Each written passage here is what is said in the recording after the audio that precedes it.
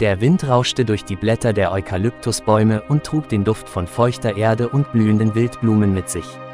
Ein Mann namens John ging mit seinen beiden Hunden, einem Labrador namens Max und einem Beagle namens Luna, durch den Busch. Max und Luna schnupperten eifrig an den Bäumen und Büschen, ihre Nasen immer auf der Suche nach neuen Gerüchen. Plötzlich stockte Luna in ihrem Gang.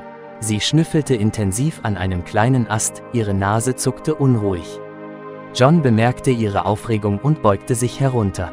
»Was hast du denn gefunden, Luna?« fragte er. Luna stieß mit ihrer Nase leicht gegen Johns Hand, als wolle sie ihn auf etwas aufmerksam machen.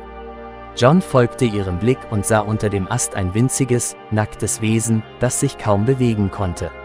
Es war ein Baby-Zwergflugbeutler, nicht größer als ein Marienkäfer, mit kleinen, dunklen Knopfaugen und winzigen, rosafarbenen Pfoten. John staunte, er hatte noch nie ein so kleines Säugetier gesehen. Es war so winzig, dass man es leicht übersehen hätte. John ahnte, dass das kleine Tier aus dem Beutel seiner Mutter gefallen sein musste. Es war viel zu klein und schwach, um alleine zu überleben.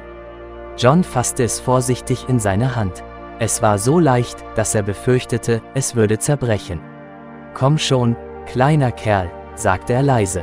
»Wir müssen dich in Sicherheit bringen.« John eilte mit dem Baby zum nahegelegenen Zoo. Dort wurde er von den Tierärzten empfangen, die sich sofort um das kleine Geschöpf kümmerten. Sie wogen es wog weniger als 1 Gramm.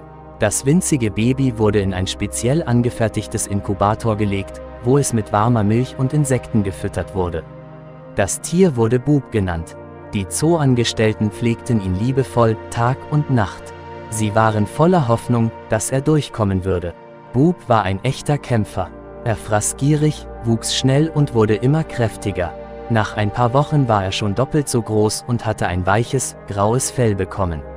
Die Tierärzte waren begeistert von Bubs Fortschritten.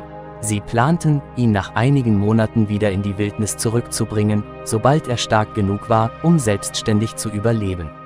Bub, der winzige Zwergflugbeutler, war ein Beweis dafür, dass selbst die kleinsten Lebewesen eine zweite Chance verdient haben.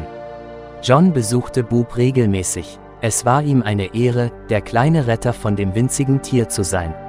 Er wusste, dass Bub ein langes und glückliches Leben in der Wildnis führen würde, und er war dankbar, dass er ihn auf seinem Weg begleiten durfte. Liebe Freunde, wenn euch das Video gefallen hat, setzt ein Like und abonniert den Kanal.